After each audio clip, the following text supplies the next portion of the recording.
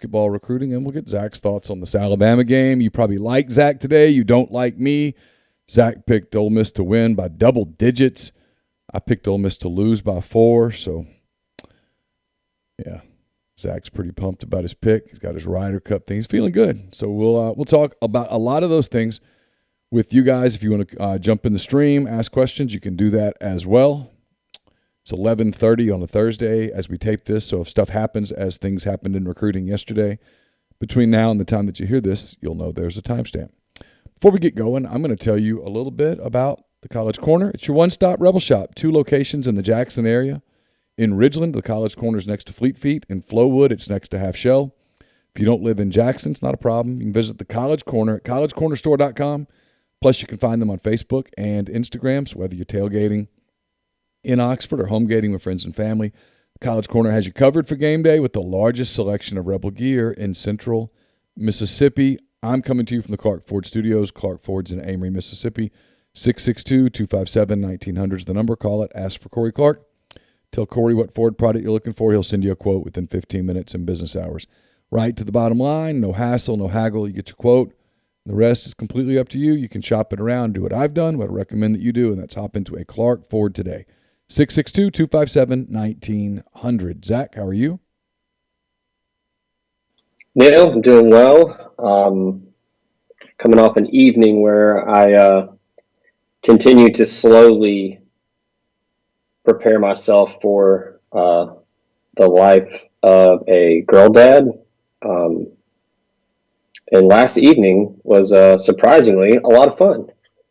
We went and saw Mr. Harold Styles in concert, and it was a hell of a show. Good. As someone who never really listened to Harry Styles unless my wife was driving and controlling the music, it was a lot of fun. It was very loud. But see, here's the key for those of you that might go to a concert like that where you're not going to be standing up the entire time, like literally everyone else there. You got to get an aisle seat, and you got to shell out a little bit more coin than you might be comfortable with. But you get lower level, and you get the aisle to where you have a direct view of the stage, to where you don't stand up, and you can sit there, and you make sure there's a nice Bud Light kiosk right up the stairs, and you can get in and out and refill your beverage and enjoy it. So it was good. I'm glad to hear it. All right, let's dive into this a little bit. Ole Miss had a huge day. You have nothing to add there? Nothing at all? No, I mean, I haven't been to a concert in forever, man. It's been a long time. Laura and the girls go to concerts sometimes. I'm fine with concerts, but it's been a long time. I went to see the last concert I saw in person was like 2015, maybe. Saw Hall & Oates. Who was it? Hall & Oates. Oh, hey. Hell yeah. They were great. That sounds awesome. It was fun. They were awesome. Sometimes like the Ford Center will have stuff here, but it just never works. So anyway, I don't know. Well, I thought you might have had some hot takes on Gucci suits or flared pants or no. Okay. I will tell you that I am a believer when you're buying tickets to an event, you're better off shelling out just a little bit more money. Well, and last thing, and then we'll jump to recruiting. So the best part about this was I joined the pre-sale raffle because I was getting them for Anna as a surprise. And I was out actually playing golf, set an alarm for when the pre-sale was starting, got in, got the tickets. I was, boom, put my phone down, went and hit my tee shot, came back to the cart, and sent her a screenshot and was like, hey, surprise, happy anniversary. And sent her a screenshot of the ticket receipt or whatever. And then she sent me a screenshot and she had bought tickets. But so we had multiple tickets. But that's also key. When you shell out extra coin and then you wait until it's about a month before the show and the tickets that you bought are going for like $350, then you make some extra money. Of course, that's how that works. And when you get Ole Miss plus 15.5, you got some extra juice to go. So all right, let's start. Let's start there. We're going to get to recruiting in a minute. Okay. You're going with Ole Miss to win the game, and not only win the game, but I think you have Ole Miss winning by 11 points. And Yeah. I will tell you this. I cannot name the coach. He's not a coach in the SEC. But I've been doing this for a quarter century. I know some people in coaching all over the country. And I talked to a head coach, not in this part of the country. Okay. Okay. He agrees with you. He thinks Ole Miss wins and wins big. He said, "Now look, they might go in there and freak out, and I can't use his exact term, but it was use the restroom in the bed." He said, "It happens." He goes, "They're good. Alabama's good, but they're not as good as they usually are." He said, "There's a fall off. It's to be expected." He had some theories about why that was, but he thought that Ole Miss was better than Alabama, point blank. He said, "I think if you put the two teams on a field and took away all the uniforms and the signage and you couldn't tell who the coaches were and that kind of thing, that he thought Ole Miss was a better football team this year." So he still thought Alabama probably had a better, deeper roster, 1 through 85, but he was like, 85 people don't play a football. Yeah, 85 people don't play. And so, anyway, so what is it that you see that you're going with Ole Miss on the road winning against Alabama by more than 10? So I was actually talking with Jeffrey Wright this morning, a friend of the show, I know him. about the game because, yeah. So when I was reading Neal's picks this morning, he said he's getting a lot of 2015 vibes, and I've said that, I guess, since last week about this game. And for me, I try not to think too hard when it comes to picking games like this where you're a big line of scrimmage guy, which I think is key across the board in any game, regardless of conference. But I always look at the quarterback situation and who's calling the plays. And I think Ole Miss has a distinct advantage in both of those areas in this game. I think if you put Matt Corral up against Bryce Young, Matt Corral wins that. And if you put Lane Kiffin, Jeff Levy up against Pete Golding, I don't think it's necessarily close. I just, you hear Matt Corral in interviews, you see what he's done on the field, you see his body language, his mannerisms, how he carries himself. And I know it's cliche, but he's very different. He's grown up. He is not the Matt Corral of 2020 or 2019. I mean, I posted that Andy Staples interview on the message board. And I mean, it's just very businesslike. He says all he does is watch film. He said Andy was like, "Do you ever leave the building?" And he was like, "Yeah, I went home for like an hour or so and took a nap, and then I just came back and watched film."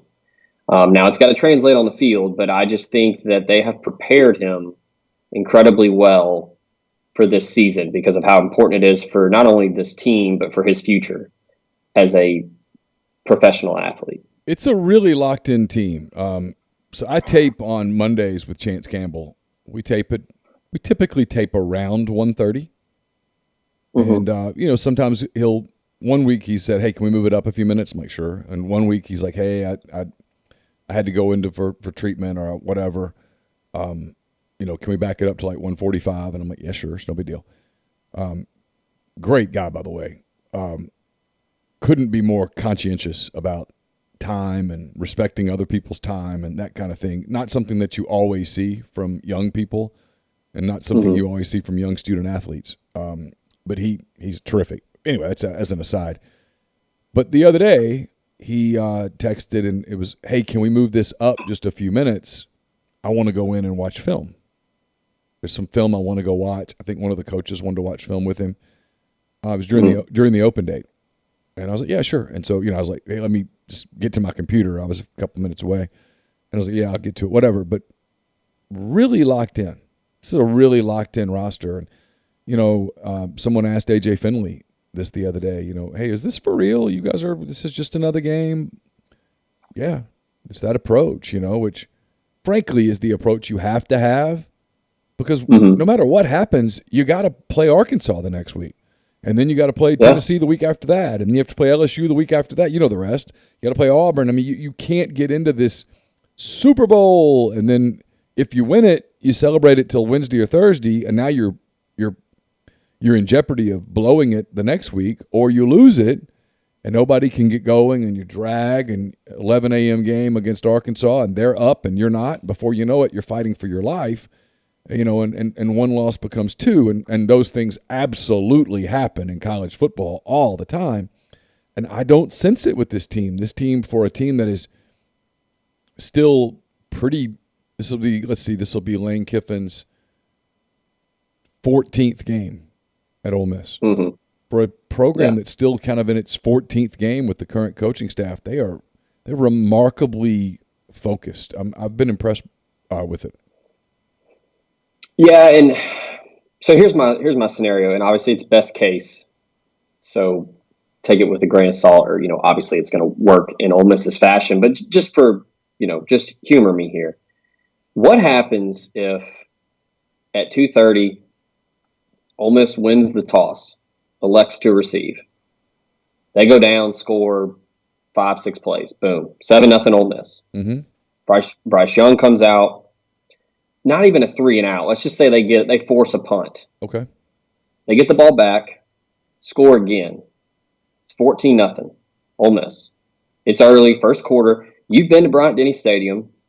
You've experienced that atmosphere. I've probably been to 50 games there. Yeah. You were there in 2015. Mm-hmm. When adversity hits that fan base in that stadium, for a program that is so dominant and they are the program, there is no discussion. Nick Saban is the best coach in the history of the game. There is no discussion. Absolutely. They get so tight, and it is palpable how nervous the tension is in that building. What is Bryce Young going to do? How is he going to respond? That is my question. If Ole Miss does that and gets to an early lead, is Bill O'Brien going to get greedy and try to score quickly like a 2020 Alabama team, or is he going to stay the course? Because if that's the case, I don't think Bryce Young can keep up with Matt Corral. I think Bryce Young is very good. Yeah. He's going to be a very good quarterback, but he's young. And that situation, if that plays out, I mean, that's where DJ Durkin and Chris Partridge can play with a little house money and get aggressive, because you have to think in the back of their minds, who cares? Alabama scores in an 8-play drive, whatever, 14-7. We know the offense is going to go back out there and do their thing. So that's kind of where my thinking goes in this game, where Matt Corral has shown all signs that he has matured, and he is taking the checkdowns. He is going through progressions. He's tucking in and running it when nothing's there. If he does that in this game, as good as he's been, especially as good as he's been against the blitz, as I mentioned in my A to Z post that's on rebelgrove.com, and look, everything is opponent adjusted. I know the big thing is Ole Miss hasn't played anybody, and they haven't. Louisville's not very good, and then they played 2 mediocre teams. I don't know. But everything is. Louisville's okay. Louisville's okay. Tulane's okay. I mean, Louisville. Yeah. Louisville has played fairly well since they played Ole Miss, and Tulane was solid in its games. I don't even know what Tulane did last week. Sure. What did Tulane do last week? Did they beat UAB? Isn't that funny? They did. I have no idea. Yeah. No, UAB won 28-21. Okay. So, they're fine. And Alabama's played one very good team and one on the road, and it is a feather in their cap, because they were in trouble in the fourth quarter of that game, and they held on and beat Florida. And that's a good segue there, because that's my other thing, is how Ole Miss is so efficient running the football, and Florida found something in that second half, and they just over and over, and Alabama had no answer. So now look, it's first true road test for Matt Corral, and it's 2:30 CBS, and all the lights are on them, and who knows, like you said, that coach you spoke to, they could freak out and lose by 20. I just think that, like you said, this team is very focused and just built different this year. All right, let's get into some recruiting. Ole Miss had, as we're taping this on Thursday, in case you're listening to it over the weekend, we're taping this Thursday around midday. Ole Miss had a couple commitments on Wednesday. You were completely prepared for those. You didn't tweet at them. over the course of the Did not. 2 days leading up to it. You let the kids have their moment, but you were ready. You had a couple of analysis pieces ready to go. Tell me about these guys. Yeah, so Quinshon Judkins was first. I had actually set it on the board and didn't realize that there was a interview with his head coach. I believe it was earlier this year. It might have been last year. I made the comparison to TJ Yeldon. I did caution folks that obviously Yeldon was much higher rated than Judkins is, which I think Judkins is probably a little bit underrated. But I like the comparison. Both when I watched his film, that's what I thought initially. Very good lateral movement, patient runner, and then he's pretty much a one-cut type guy. He gets north and south quickly. He's got decent speed to where he can run away from guys in the open field, but just a very strong running back, built really well, lower half. He's probably up to around 205 right now. Plays for a very good program at Pike Road.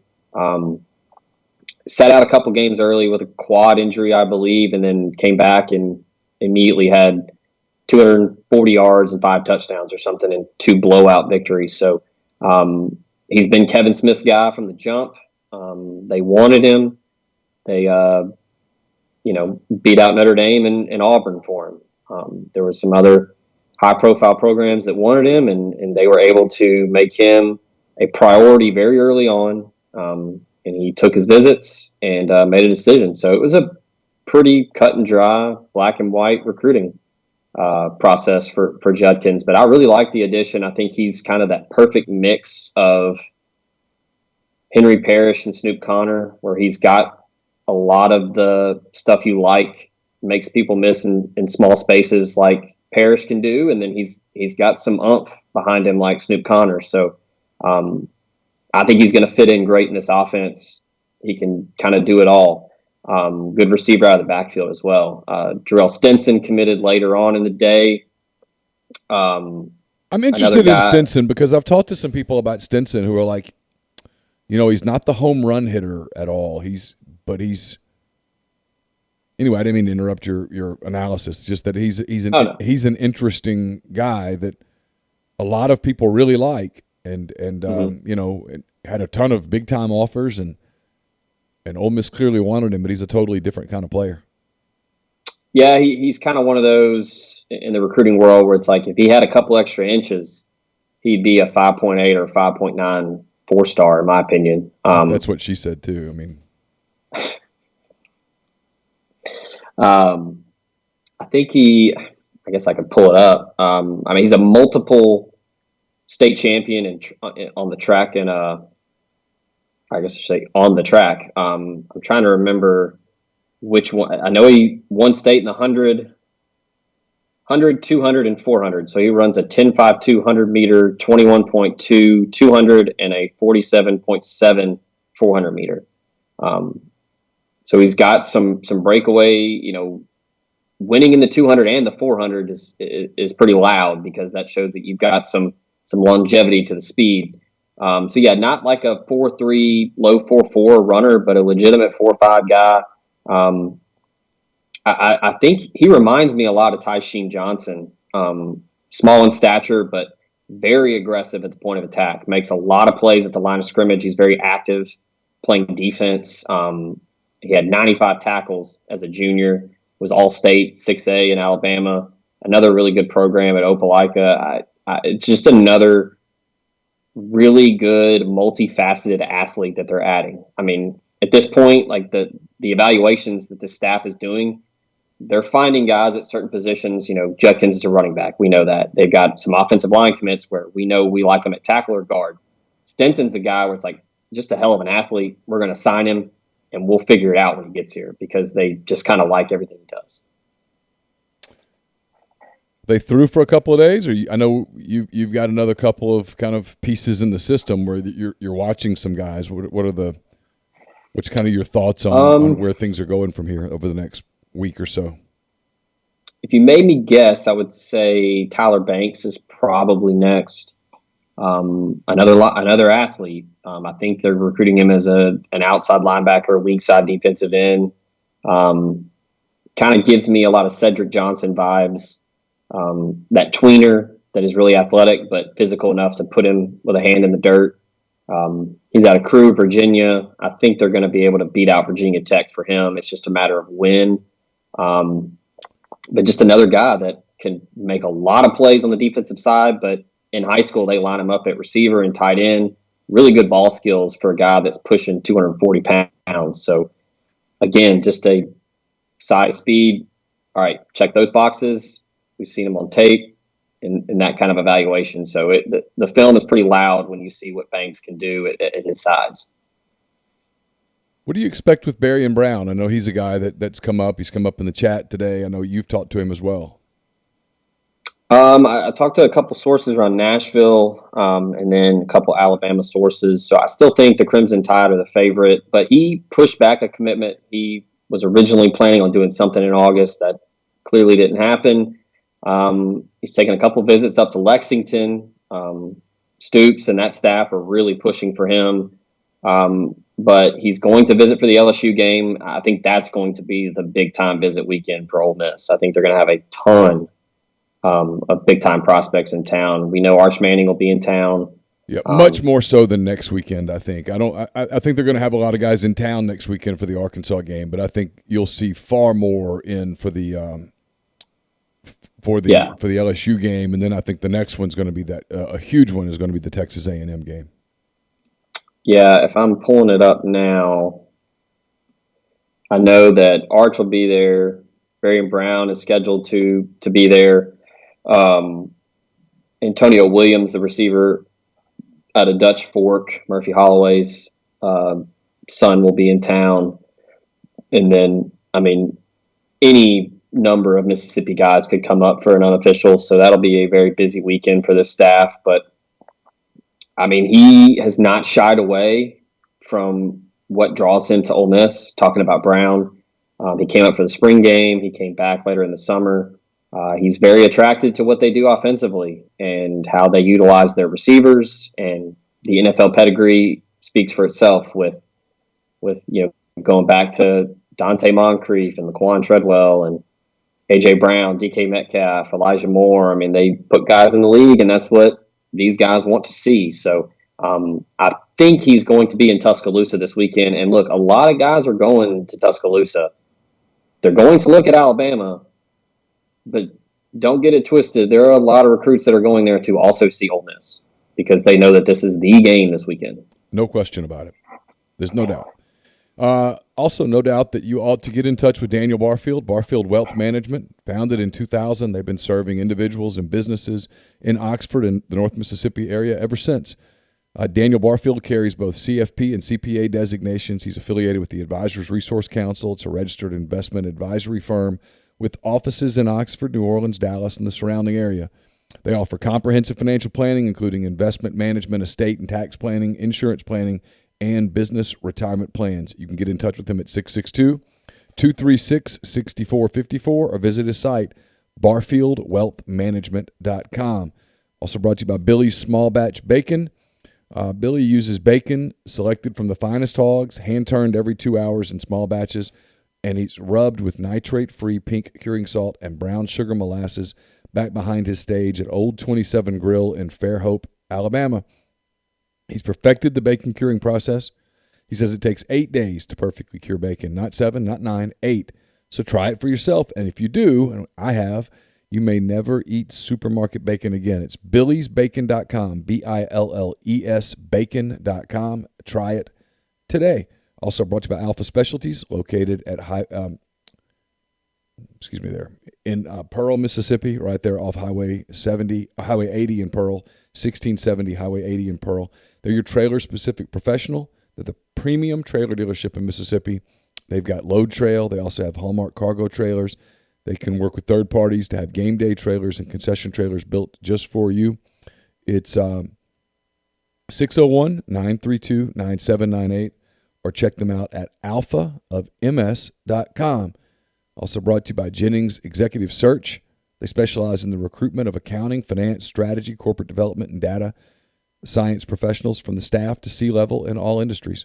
So whether you're a small business owner who needs a finance leader, You work in private equity or you run a team at a Fortune 500 company, John and his recruitment team of former public accountants will simplify the hiring process by presenting you with a short list of only the most qualified candidates.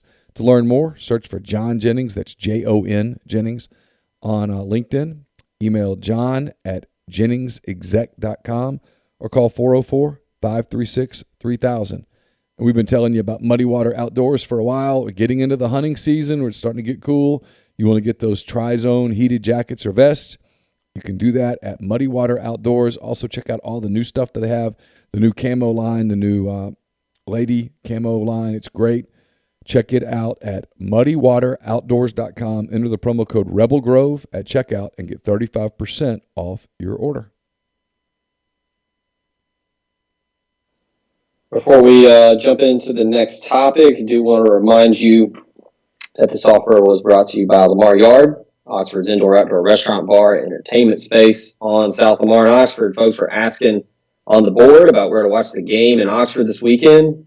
I would put my submission in for Lamar Yard. It's 10,000 square feet of indoor space, 3/4 of an acre of outdoor space, full stage, indoor-outdoor projectors. You're going to have the game on, 3 bars, children's playground, and parking on site, and open fire barbecue and all the fixins you want. You can also contact them about catering and private event rental options. If you're gearing up for the Arkansas game next week, Lamar Yard will be there to help you out.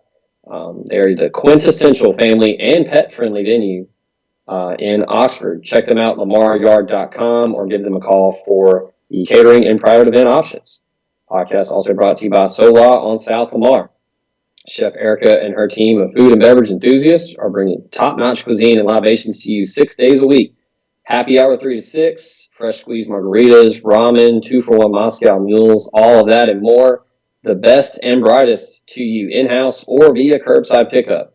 Check them out, solaoxford.com, or call them at 662-238-3500 and place your order today. Software will also brought to you by Kelly English Restaurant Group. The renowned Memphis restaurateur is offering nationwide shipping and virtual cooking classes right now. Nationwide shipping, fantastic thing that they are doing. You can get all of your favorites from Kelly delivered right to your door. Check out table22.com/iris for that. And if you want to do a virtual cooking class, use promo code SOFTVERBAL21. That's all caps, SOFTVERBAL21 for half off your first month of cooking with Kelly. We are also brought to you by Cherokee Valley Golf Course in Olive Branch, Mississippi, right up the road from Oxford. Get on over and see Cody Allen and the rest of the crew to take on the challenge of their wide, plush Zoysia fairways and large championship Bermuda greens. Got 2 putting greens, driving range, and a chipping green to get your game all in check. I think right now is the perfect time to go play golf as the weather starts to get a little bit milder. Put on some nice slacks, maybe a vest like I have on, and go out and play. So get on over to Cherokee Valley, book a tee time online at olivebranchgolf.com, or call them at 662-893-4444. All right, you're expecting some basketball recruiting news as well, right, here in the next 24, 48 hours? Yeah, so I believe this evening, double check, 8 p.m. Central Standard Time, Robert Coward, formerly of Grayson High School in Georgia. He is now transferred over to Southern California Academy over in, I believe, Santa Clarita, California. He is moved over there for his senior season. He is announcing tonight on his Instagram Live. I'll post his Instagram in the chicks shortly for everybody if they want to check that out. He is announcing notable offers: Baylor, Clemson, Georgia, Mississippi State, and Ole Miss. He will be announcing, I expect him to pick Ole Miss. He is the roommate of Jalen Reed, who is another Ole Miss target, son of late Rebel Justin Reed. 6'4" guard, can really shoot it. Had a big summer on the AAU circuit, started to catch a lot of good pub with his play over the summer, gotten some offers. I think that Levi Hamilton and the staff really liked his ability to shoot the basketball, and I expect him to pick Ole Miss this evening. How good a player is he? For what they like, I think that he can give them a shooting presence from the outside. That's kind of what I have gotten from talking with people is what they like about his game. But he's athletic. He's long, 6'4", 6'5", can really stretch the floor with his ability to shoot, but he can put it on the floor and get to the hoop as well. He's a pretty good facilitator with his ability to get to the rim. He can draw the defense and, kick it out or, a nice bounce pass in the post or in the paint, I should say, to somebody that's going to the basket. So I like his ability to score, but Ole Miss is really needing an outside presence shooting the basketball. That's why they went and got Eric Vanderheiden from Louisville, and they're expecting Deshaun Ruffin to be an early presence from the three-point line this season. We've talked about it enough on the show about Jarkel Joyner can really shoot, but it's not from the outside. He's more of a mid-range guy, so they need, whether it's Matthew Morrell, Ruffin, Vanderheiden, they need somebody to be a threat because if you can't stretch the floor, we know what happens. Georgia Rebel wants to know, does that rule Ole Miss out on Caldwell?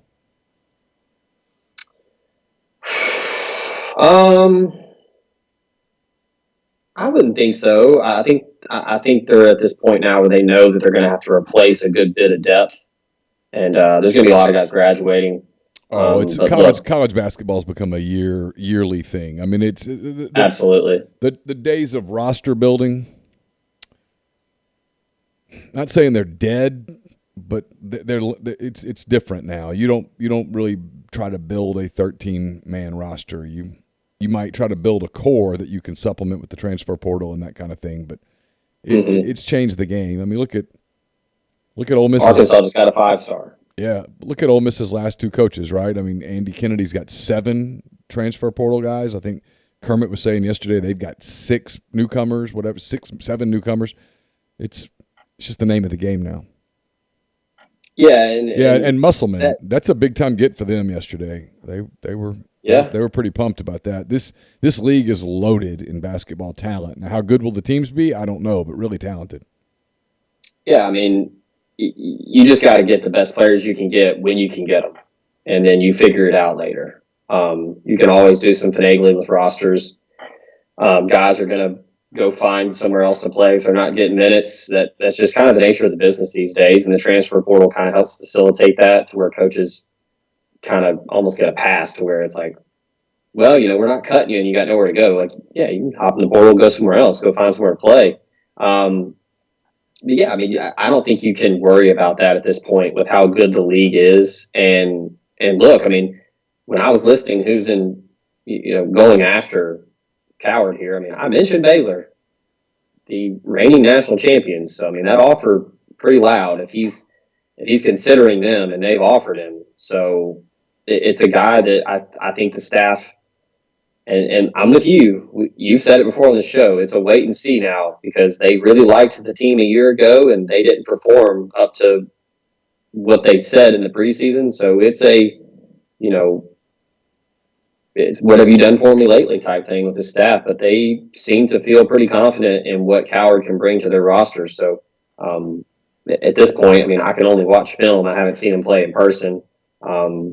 But yeah, I mean, I think it's the shooter aspect of his game, and again, just getting bigger. The days of 5'9", 5'10", no disrespect to Deshaun Ruffin, but you got to get big. You got to get big guys. Yeah, you can't make a living on those guys. You can have a one here and there, but you got to have size and length, and the game's moving in. Positionless basketball is a thing. I mean, it's NBA training camps. I've been reading about a lot of NBA teams.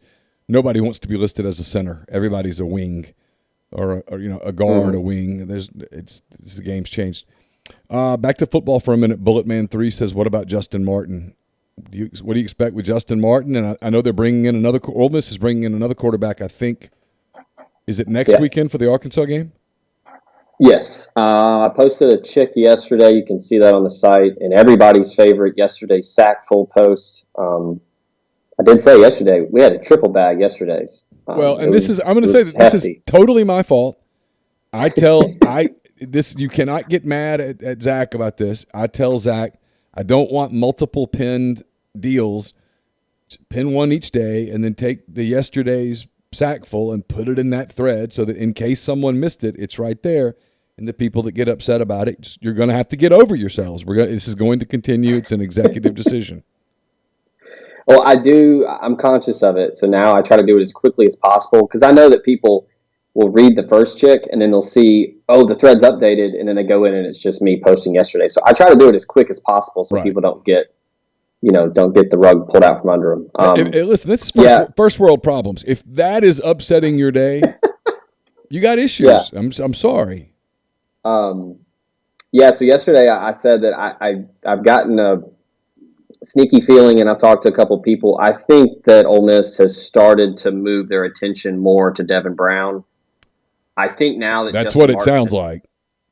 Yeah, I think that he's reopened his commitment, or his recruitment process, I should say. And look, I think I said it last week. One of the nicest kids I've ever talked to in the years I've been doing this, and he wanted to do everything the right way, be respectful.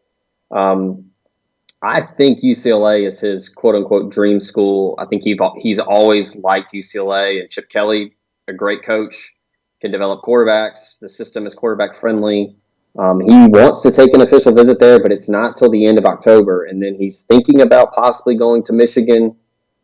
Is he going to do it in October? Is he going to do it in November? I don't think Ole Miss is wanting to wait that long. And with Devin Brown wanting to come officially visit a Rivals 100 quarterback, he was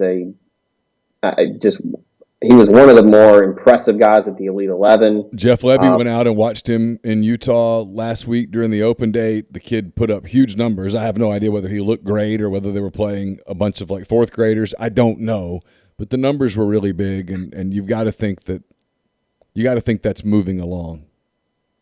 Yeah, and look, I've talked to people that were like, "How good is Utah football?" Well, he plays at Corner Canyon. He was playing in Arizona. He transferred to Corner Canyon because they put out some pretty good quarterbacks recently. Zach Wilson, who now plays for the New York Jets, played there. And then Jackson Dart, who unfortunately is out for the year after a meniscus surgery, who in his first game in action with the Trojans put up big-time numbers. But they won state in 2018 in 5A. Then they moved up to 6A and won back-to-back. They're in the middle of like a 47, 48 game win streak right now. And then last week he put up big-time numbers against a undefeated number 2 team in the state. So, Utah's not going to be up there with Texas and Georgia and Florida in terms of, across-the-board football talent. But, they're playing in, I believe, the highest classification in Utah, but he's coming in town next week. I think if and when he shows, there's a very good chance that he will flip. Still a lot of uncertainty in LA with what SC is going to do at head coach.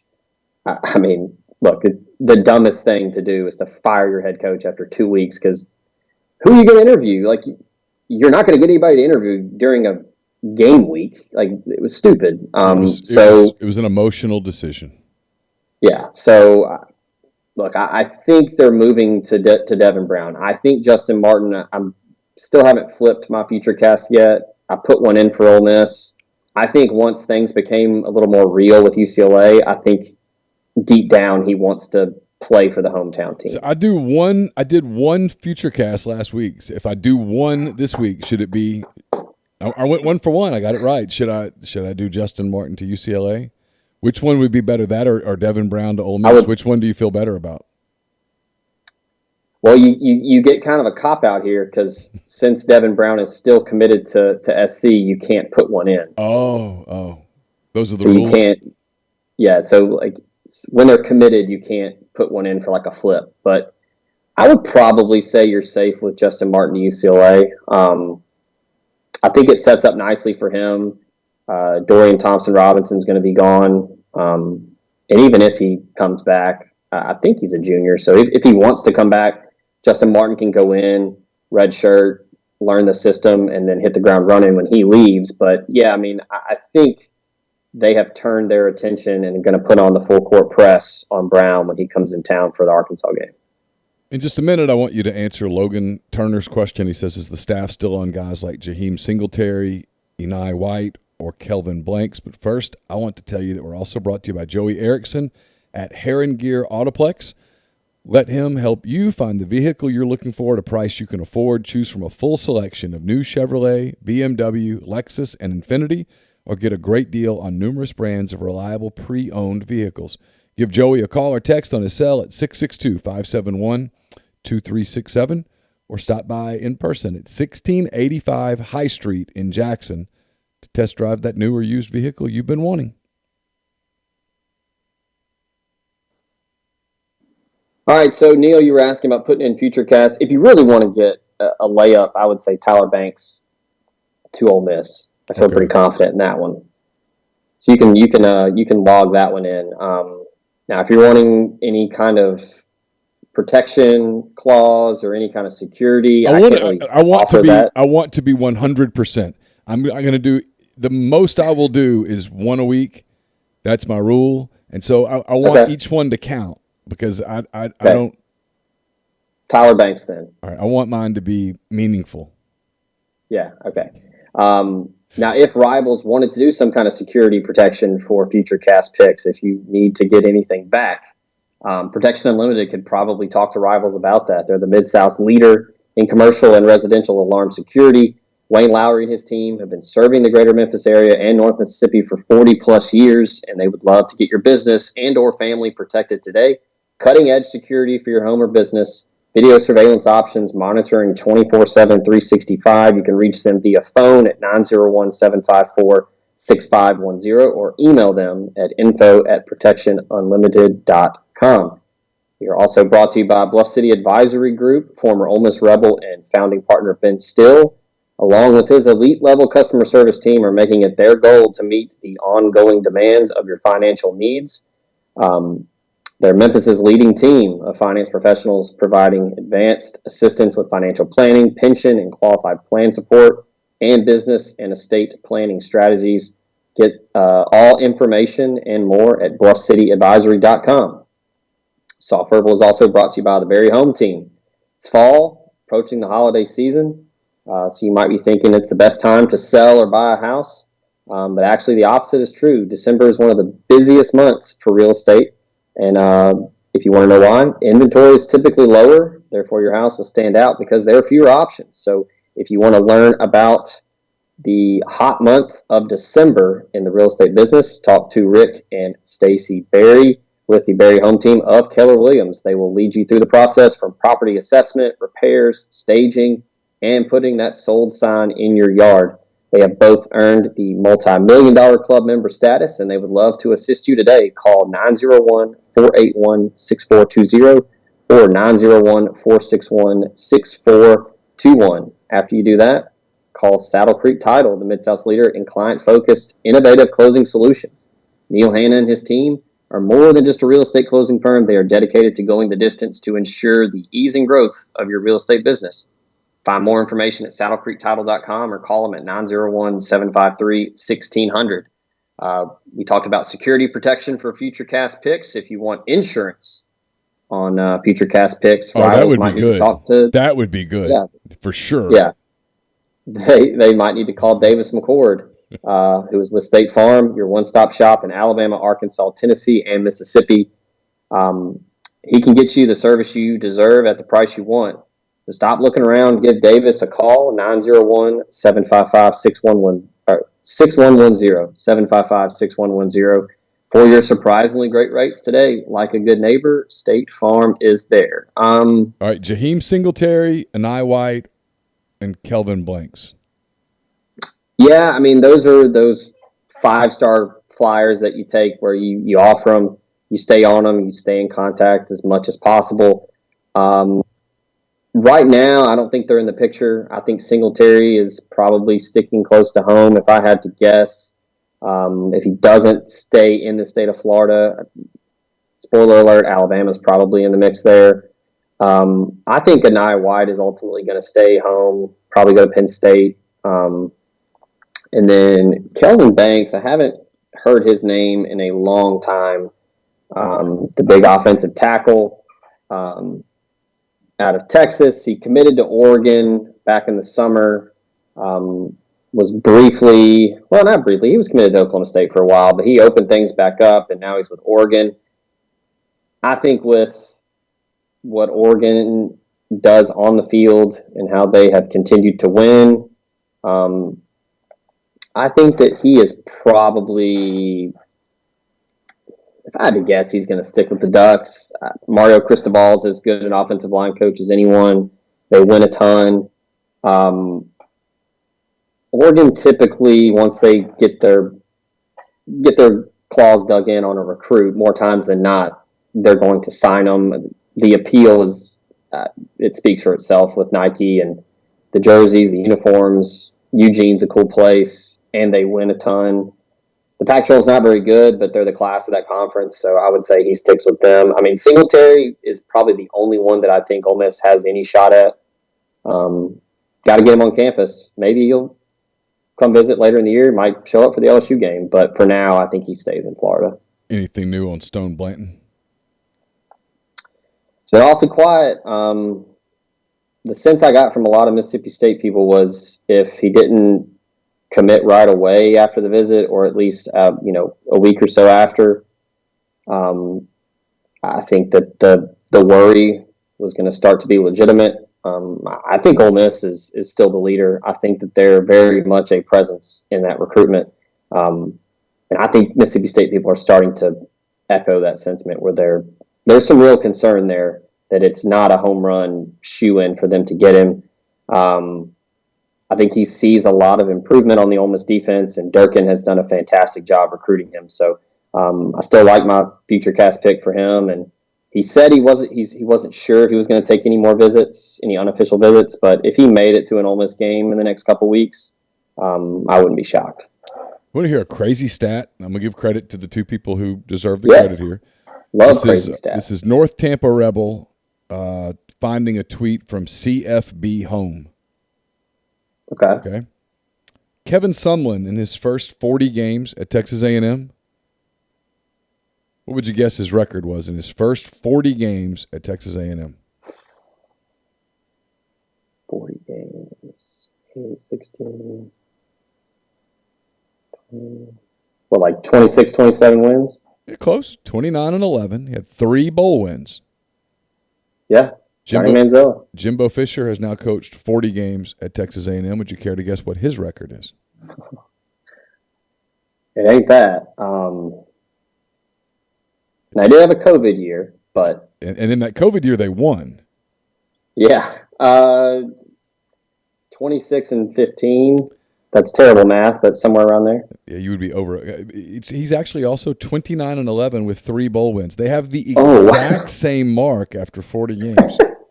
I should have knew there was a catch there. Wow, the optics are not in Jimbo's favor. You know, there's a couple of games this week where the loser is potentially climbing in the clown car. And one's LSU Auburn. Kiffin's car. Yeah, Kiffin's car. It's crazy. One is LSU Auburn, where the loser is just going to be weird. And the loser of the Texas A&M Mississippi State game is going to have a hard time spinning anything. Have you thought about that? Like Arkansas could lose at Georgia and they're fine. Ole Miss could lose to Alabama, and Ole Miss could lose to Alabama. It's disappointing, but it's not the end of the world. Alabama could lose to Ole Miss, and they'll go, hey, you know what? We've done this before, and we still won the championship. If Georgia loses to Arkansas, I think people will be on suicide watch, but the program will still be okay.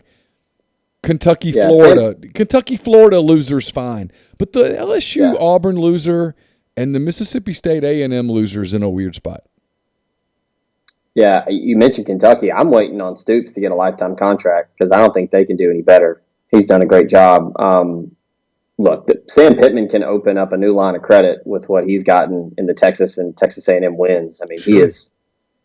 He's doing. I said it in the picks. I mean, he's done a remarkable job in under 2 years in Fayetteville, but he's not winning on Saturday. But I don't think it's loser leaves town type situations in those games. But man, like if Jimbo can't beat this Mike Leach team. Oh man, dude. Listen, I would buy the premium subscription to watch the post-game instant analysis on all the sites.